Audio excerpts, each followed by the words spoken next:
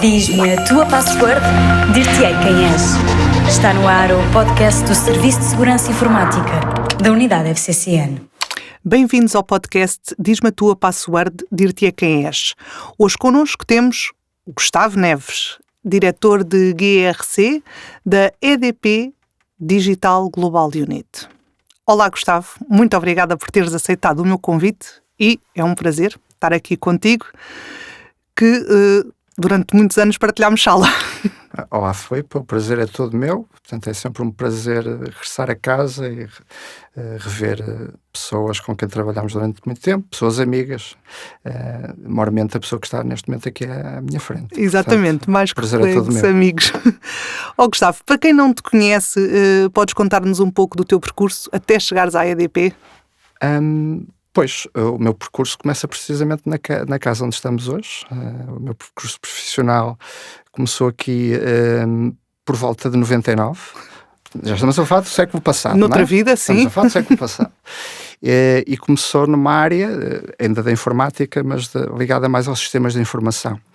Na altura havia aqui o departamento, o grupo de sistemas de informação, e portanto eu comecei os meus primeiros tempos aqui na altura Fundação para a Computação Científica Nacional ainda, a trabalhar em sistemas de informação, a administração de bases de dados, a fazer algum desenvolvimento para a web, e portanto nós desenvolvíamos muitos sistemas aqui in-house, dentro mesmo na FCCN, e portanto o grupo onde eu estava inserido era um bocadinho responsável pelos sistemas de informação que nós usávamos e que eram desenvolvidos cá.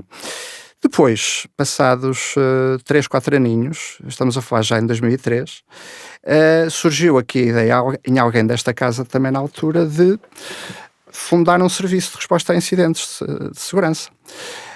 E portanto, esse alguém era o engenheiro Lino Santos, que hoje é o coordenador do Centro Nacional de Cibersegurança, mas que na altura era aqui diretor na FCCN, e ele teve a ideia de fundar aqui aquilo que foi chamado na altura o CERT-PT.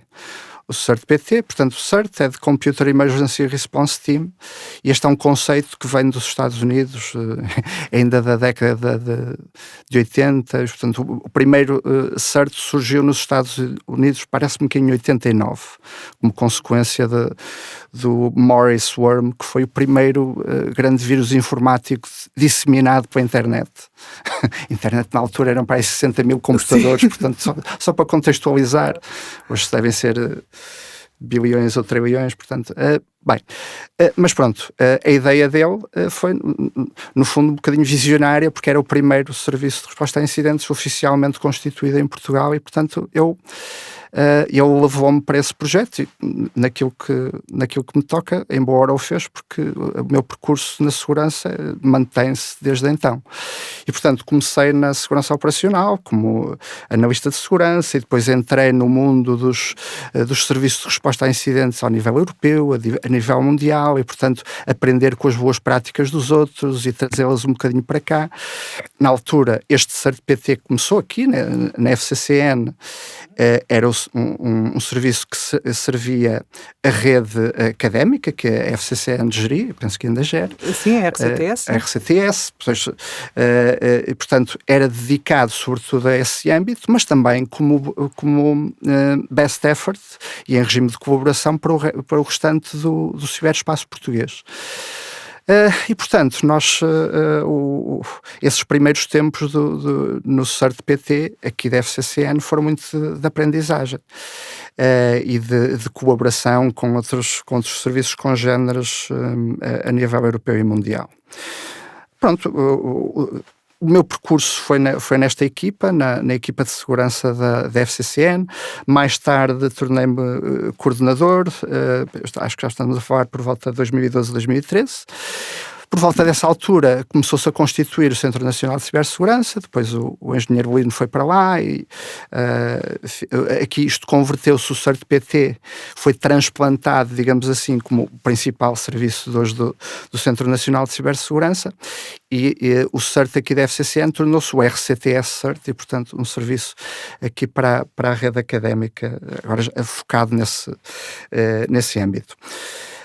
Depois, em 2015, surgiu a oportunidade de integrar um projeto de uns amigos de longa data que trabalham na consultoria e na resposta a incidentes a nível empresarial. E pronto, eu agarrei esse projeto e continuei a trabalhar na parte de incident response, tratamento de incidentes, mas já numa base empresarial como serviço a outras empresas.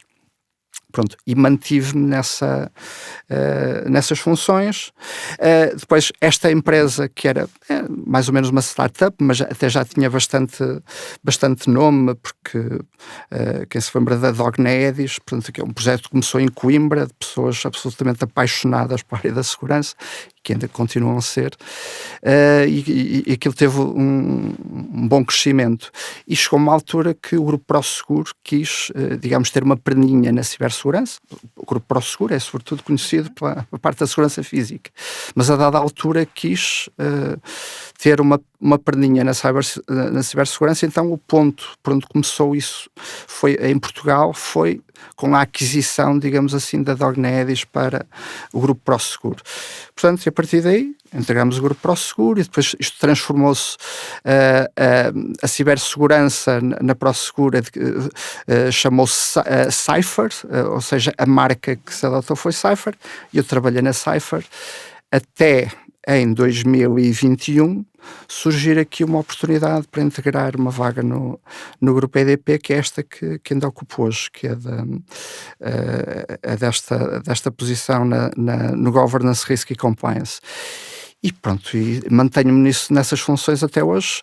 A EDP também teve aqui alguma transformação, fruto, olha, em parte de um incidente que sofreu em 2020, um incidente relevante e que foi público, que também graças a isso também procurou reestruturar-se e fortalecer-se e tornar os seus serviços de segurança mais robustos.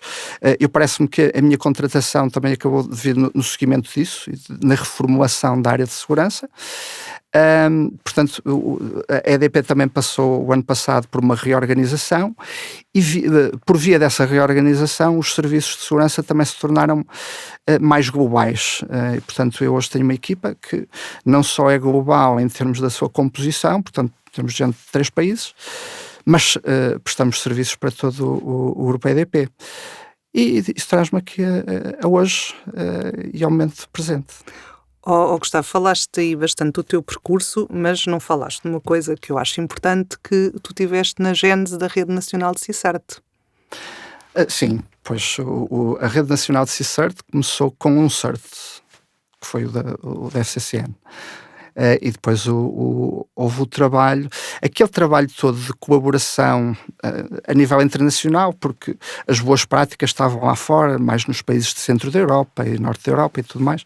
Portanto, a nível da Holanda e por aí, já havia o conceito do CSIRT, já estava bastante implementado, mesmo no Reino Unido. Havia vários países na Europa que já tinham estes serviços de resposta a incidentes num nível de maturidade que em Portugal ainda não existia. Portanto, nós pegamos nesse conhecimento e neste conceito de rede e depois tentamos transportar aqui para a realidade nacional. Isso foi muito trabalho do Lino Santos e, portanto, esta Rede Nacional de CSIRT surge também aqui na FCCN, com 3, 4, 5 membros, o que foi. Acho que começamos um bocadinho por via dos operadores de telecomunicações, também pelo foco da atividade e do que isso representa a nível do impacto nas TIC, mas foi-se expandindo, não é? Portanto, eu se não estou em erro, hoje a Rede Nacional de CSIRT terá mais de 60 membros. Sim.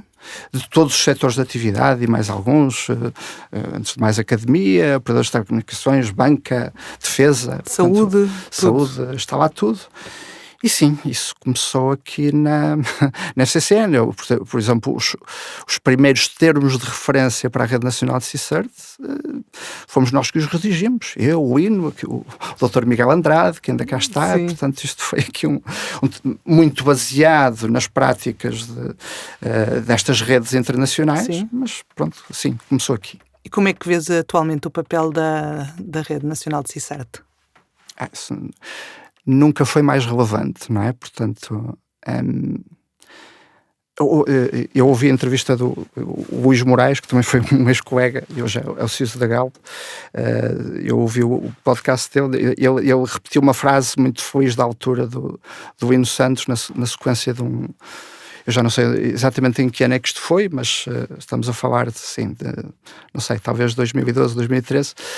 Portanto, ele disse na altura, na sequência de um mega incidente, é preciso uma rede para derrotar uma rede, não é? Portanto, hoje a informática, as ameaças à cibersegurança partem muito de redes altamente profissionais e organizadas, redes criminosas, que são autênticas linhas de montagem de cibercrime. E, portanto, para combater este tipo de organização é preciso também estarmos organizados. E o tipo de partilha de conhecimento, de boas práticas e de cooperação, de troca de informação, não só na altura em que as coisas acontecem, em que os incidentes, em que, digamos, que o fogo está a lavrar, mas sobretudo na componente de profilaxia e prevenção é muito importante.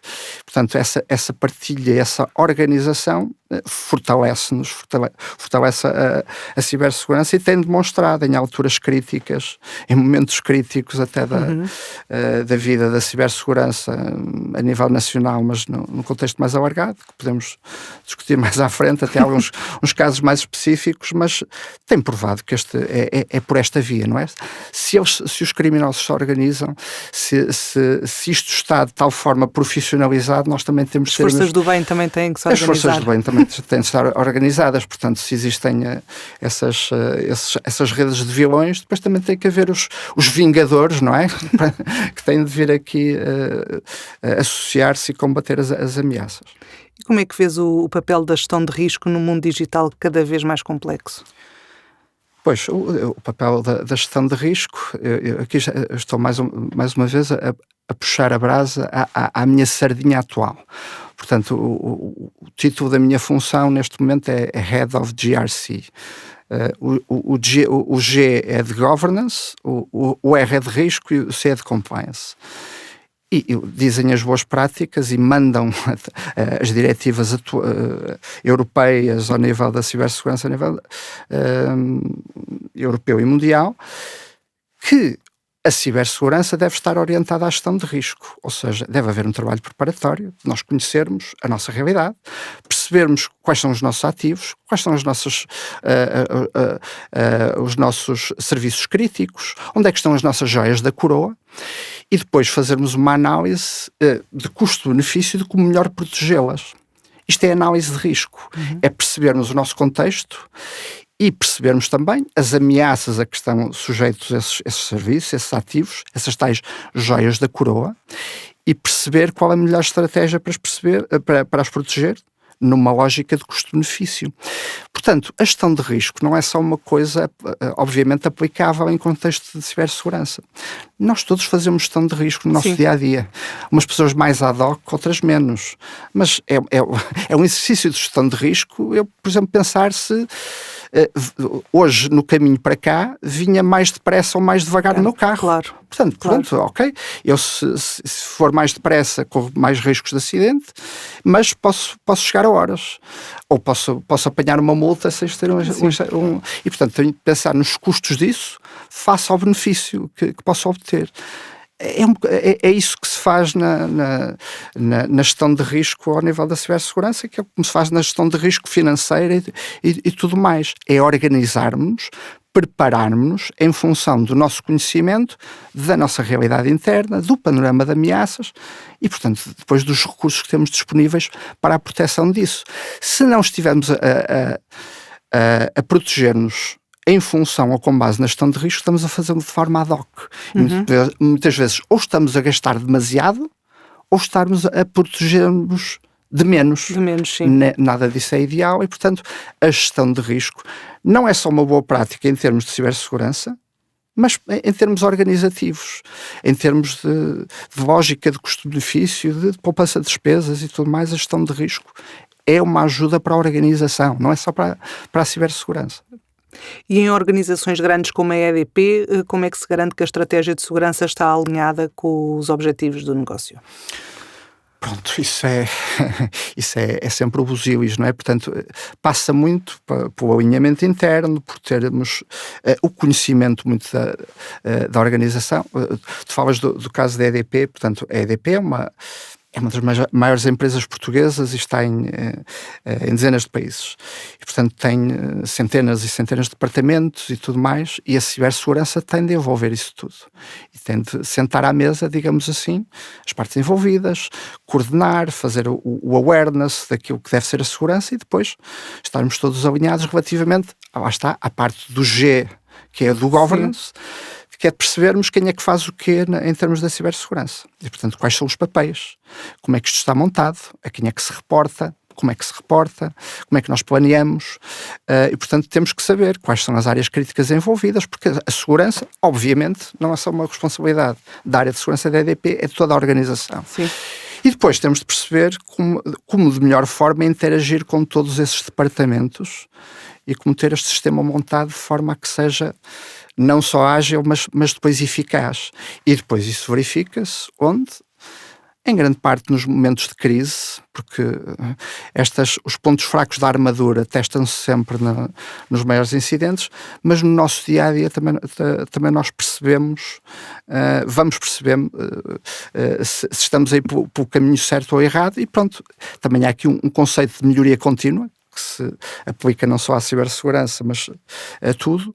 Vamos ajustando em função da realidade. Por exemplo, eu falei do incidente de 2020, não é? Uhum. Que a EDP procurou, sem dúvida, reorganizar-se e aprender com isso, mas este apagão que tivemos agora em abril também obriga a que há algumas reflexões. E há algumas dessas reflexões têm de se focar também na cibersegurança, não é? Portanto, a resposta à tua pergunta é aquela resposta que é a mesma da resposta àquela anedota de como é que os porcos espinhos acasalam, não é? Com muito cuidado. Com muito cuidado. Portanto, envolvendo todos os stakeholders internos, externos, e vendo se estamos a ser eficazes, medimos a nossa eficácia nessa organização. E qual é a tua visão sobre a integração entre privacidade, conformidade legal e segurança da informação? É todo um ecossistema, ou seja, eu volto aqui também a falar deste trinómio, não é? Que é a minha função atual. Portanto, o governance, risk e compliance acabam por ser complementares e depois tem a ver com aquilo que as áreas à minha volta fazem. Portanto, o governance é um bocadinho assegurar que estamos bem organizados em termos desta cadeia de reporte, dos comitês que estão criados, dos papéis, e depois como é que interagimos, como é que comunicamos. A parte do risco é aquilo que eu estive a falar ainda há pouco, e portanto perceber o nosso contexto, proteger os nossos ativos de uma forma de custo-benefício. A parte do compliance abarca tudo o que seja segurança da informação, incluindo a parte da privacidade. Portanto, o RGPD vem nos obrigar, obviamente, também à EDP, todas as organizações, a repensarmos as nossas prioridades relativamente ao tema do data privacy e da proteção de dados pessoais. Mas repara que isto está a ser uma vaga, e ainda bem, no sentido de, pelo mesmo caminho vamos relativamente, por exemplo, à diretiva NIS 2. Sim. Já está a tardar bastante em ser transposta em Portugal, mas como muitos países ao nível aqui do âmbito de atuação da EDP, na Europa já implementaram e, portanto, vão todos pelo mesmo caminho. Lá está. O que está na diretiva é uma organização de segurança orientada à gestão de risco, orientada à proteção de ativos, orientada também ao data privacy. Portanto, a privacidade, a segurança de informação, isto são variações sobre o mesmo tema. É tudo informação, não é? Dados pessoais são informação. E é tudo como protegê-la, como planear a sua proteção, e depois como é que reagimos em contexto de ameaça e tudo mais. Portanto, são tudo derivadas de uma coisa, de um tronco comum, que é esta realidade complexa da cibersegurança. Gustavo, e achas que o GRC ainda é visto como mera burocracia ou já está a ser entendido como algo com valor estratégico? Eu já ouvi essa palavra que tu disseste agora, burocracia, já ouvi muitas vezes, como dirigindo-se a estas nossas atividades, não é? Portanto, eu acho que estamos a evoluir e, portanto, também estamos a aprender que o GRC é muito uma atividade de gestão e de planeamento e de preparação, não é? Portanto, depois temos as outras pessoas que depois, quando as coisas acontecem, digamos assim, respondem ao incidente. Foi por aí que eu comecei na minha carreira da cibersegurança, portanto, conheço bem essa parte, mas hoje valorizo muito, e já valorizávamos na altura, quando eu estava na parte da resposta a incidentes, já tentávamos sempre passar a ideia de que a maior parte do trabalho faz-se antes, porque não é depois, quando as coisas acontecem, que nós temos de ver, e agora quem é que eu chamo, e quem é que eu envolvo, e como é que eu o contacto, e o que é que ele vai ter que decidir, e que informação é que eu tenho de dar, o que é que eu tenho de fazer primeiro, quais são os sistemas que eu tenho de resguardar em primeiro lugar, o que é que eu tenho de repor. Isto tem que estar planeado à partida e antes. O GRC trata um bocadinho de fazer esta preparação do terreno. Nós, na cibersegurança, costuma-se fazer-se aqui o paralelo para explicar às pessoas que não estão neste meio. Portanto, o paralelo que costuma fazer é entre a resposta a incidentes e o bombeiro, não é? Sim. O paralelo da cibersegurança com o combate aos incêndios. A resposta a incidentes é o bombeiro. Depois existe aquilo que se devia fazer mais, designadamente em Portugal, que é a limpeza das matas, o ordenamento do território, o planeamento do sistema de comunicação em emergência e tudo mais. Isso atrevemos-nos a dizer hoje, com aquilo que está a acontecer, vamos fazer o paralelo com os incêndios, que a componente da prevenção não é importante. Eu espero que já estejamos numa fase de maturidade um bocadinho mais à frente. Pronto, e como tu acabaste de falar, portanto, ao longo da tua carreira deste resposta a muitos incidentes e, portanto, o que mais aprendeste nesses momentos críticos é que, de facto, o trabalho tem que ser feito todo antes.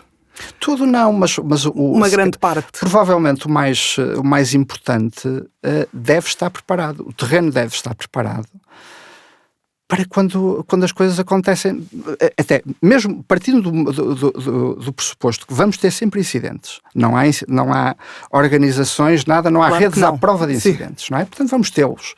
Agora, primeiro, com certeza que fizemos o trabalho de preparação, havemos de ter menos incidentes. E depois, quando eles aparecerem, provavelmente têm menos impacto. Isto também são as duas componentes da gestão de risco, é a probabilidade e o impacto, não é? Portanto, estamos a reduzir na possibilidade do incidente aparecer e depois, como temos o terreno preparado, à partida vai consumir menos área de floresta, não é?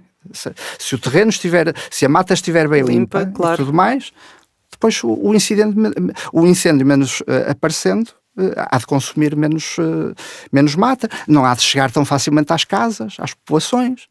Há todo esse valor da preparação.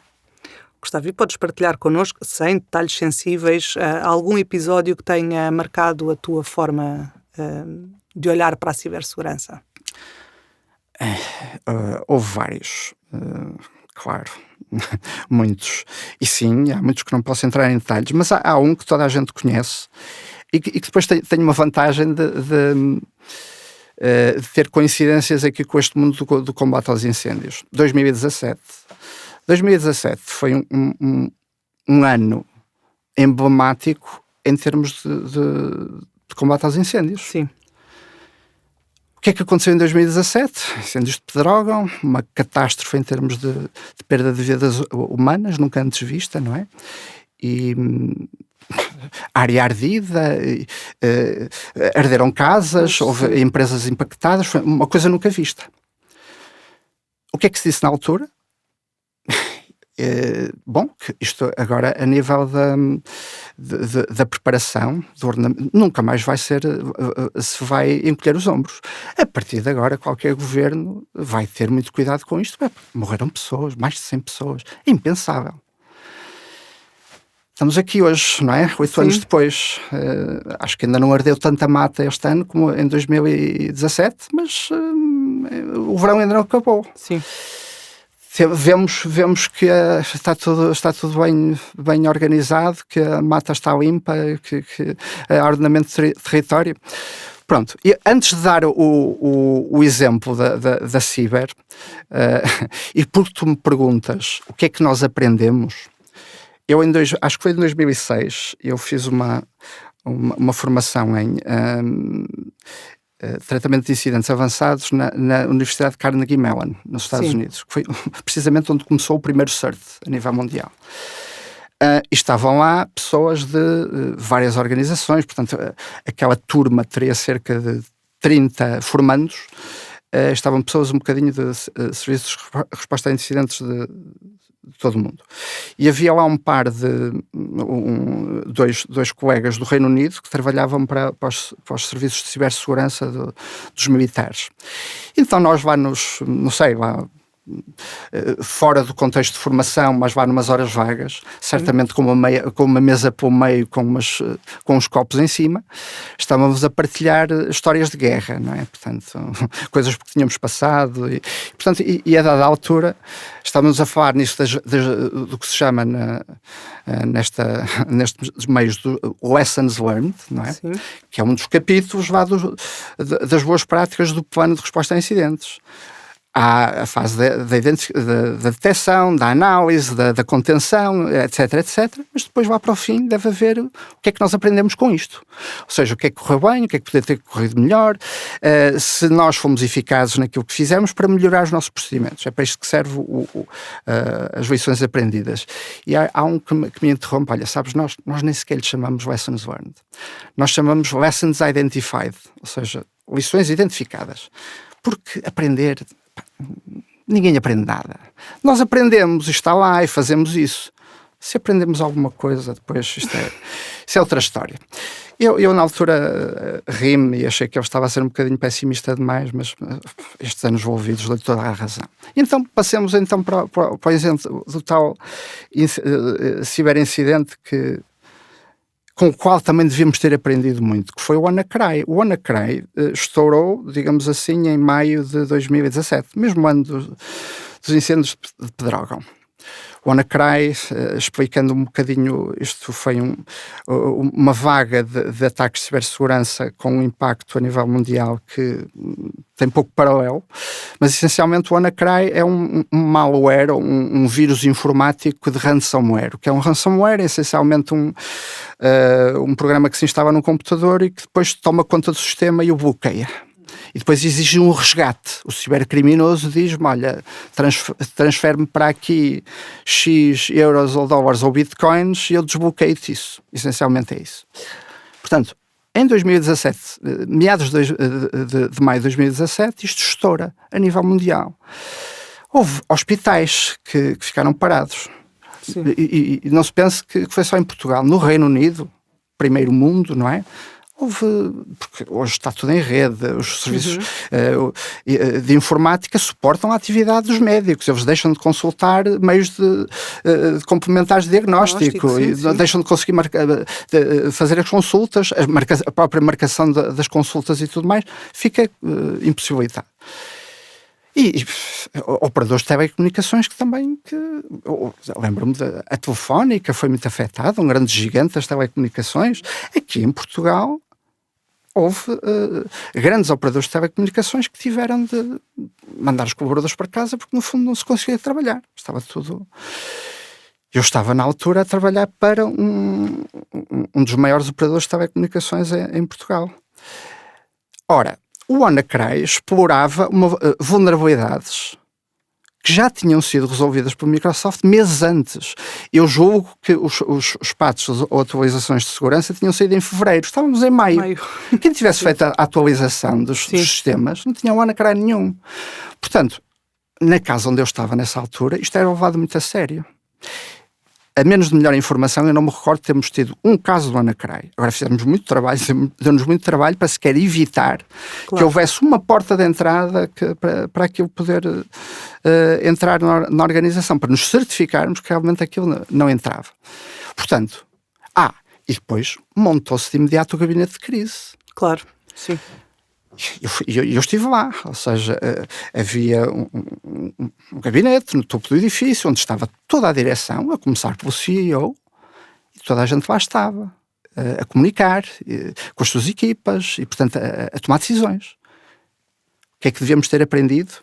A importância da preparação, em termos dos nossos sistemas estarem atualizados, de termos sistemas de comunicação e de resposta à crise bem montados, e depois a comunicação não é só interna, teve que se falar para o exterior, teve que se comunicar com os stakeholders, com o público em geral e tudo mais.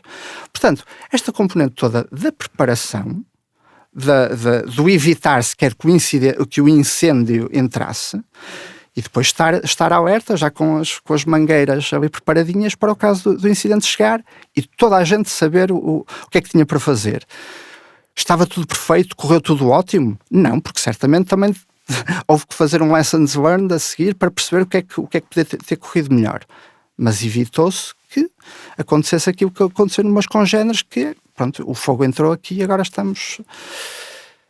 O que é que se disse a seguir ao Anacraia? Nunca mais.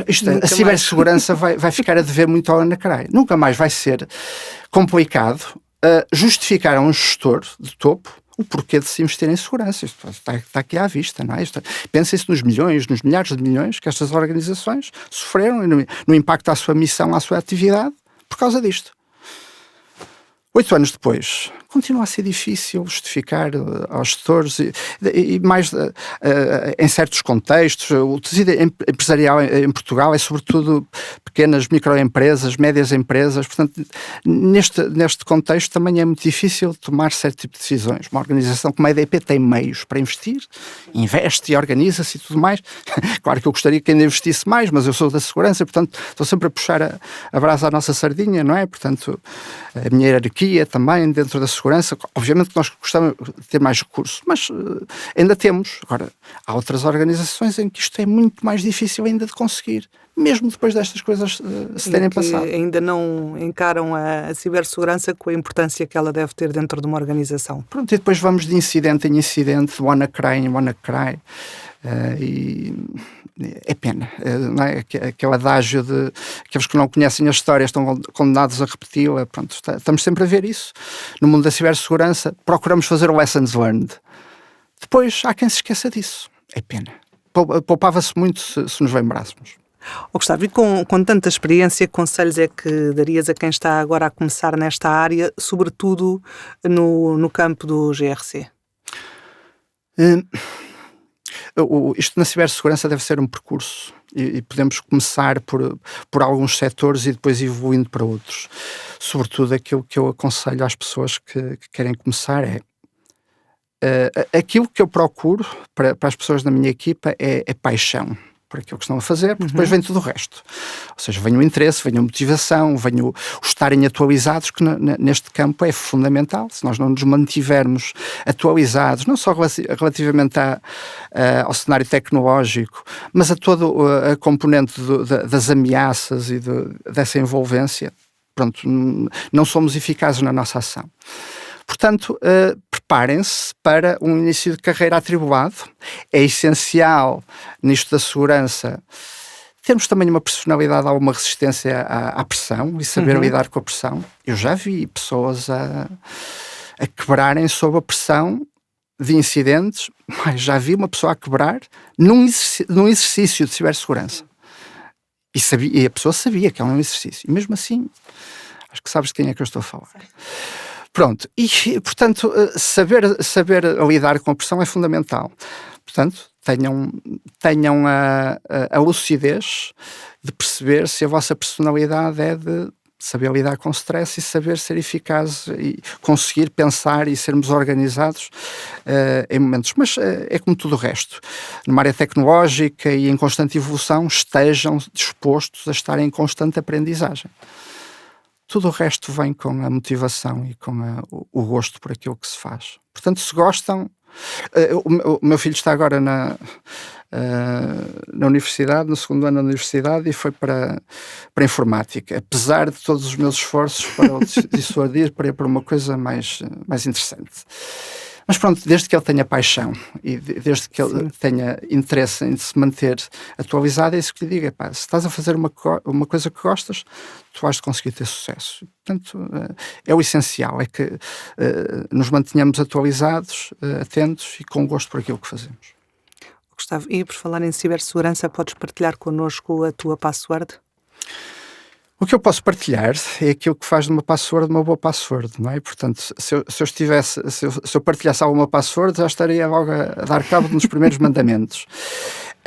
Há quem faça o paralelo entre os requisitos da password e os requisitos da escova de dentes. Eu vou mais para a roupa interior, porque há uns requisitos adicionais. E, portanto, antes de mais nada, não se partilham. Portanto, Sim. se eu estivesse aqui a dizer, já estava a comprometer isso. Depois, não se deixam armazenados à vista de toda a gente. Depois, mudam-se frequentemente e, finalmente, devem ter o tamanho adequado. Portanto, por tudo isso, entenderás certamente, Filipe, que eu não vou aqui partilhar nenhuma das minhas passwords. Já agora partilho também uma dica relativamente a isto das passwords. A password é atualmente, se calhar, o veículo, o vetor para o compromisso, para a maior parte dos incidentes de compromisso de sistemas. Porque é muito fácil, é o comportamento humano, não é? Escolhemos passwords fáceis de memorizar, portanto fracas, claro, deixámos-nas mal armazenadas, mesmo as organizações que depois têm sistemas de informação deixam as passwords demasiado expostas, portanto estamos constantemente a ver, ainda vimos há pouco tempo, um incidente do site da Segurança Social com 600 credenciais que foram expostas. Sim. O que é que se provocou? Que depois os criminosos pudessem entrar nessas contas, modificar os NIBs para onde são transferidas as pensões e, portanto, desviaram para si. Portanto, se houvesse uma coisa que se chama Multi-Factor Authentication, nesses sistemas este risco ficava imensamente mitigado. O que é Multi-Factor Authentication? Autenticação multifator, que é, além de uma password, ter mais qualquer coisa. Multifactor, os fatores são alguma coisa que eu sei, que pode ser uma password, uma coisa que eu sou, que pode ser um dado biométrico, ou alguma coisa que eu tenho, que pode ser um cartão ou uma aplicação no meu telemóvel. Tendo a autenticação multifator, temos muito mais segurança. O meu conselho a todos é não só que escolham boas passwords, mas sobretudo não escolham, em todos os sistemas que vos permita ter a autenticação multifator, não deixem de ter, ativem todas as redes sociais desta vida. Isto agora falando aí para jovens e não só, que as utilizem, mesmo ao nível do gaming, estas plataformas da LinkedIn e tudo isso tem a autenticação multifator. Portanto, ativem, é uma mitigação do risco brutal. Portanto, o meu conselho é esse. Gustavo, é sempre muito bom estar contigo, rever amigos, foi uma conversa fabulosa, muito obrigada. O prazer foi todo meu, Filipe, e muito obrigado, e oxalá que daqui a pelo menos 10 anos estejamos a falar outra vez. Ou não. se calhar já estamos a fazer outras coisas. Às tantas, quem sabe. Quem sabe. Muito obrigado. Obrigada, Gustavo. O podcast Diz-me a tua password, dir-te-ei quem és, voltará em breve para falarmos sobre cibersegurança. Fique atento a todos os episódios e saiba como se tornar no seu próprio antivírus.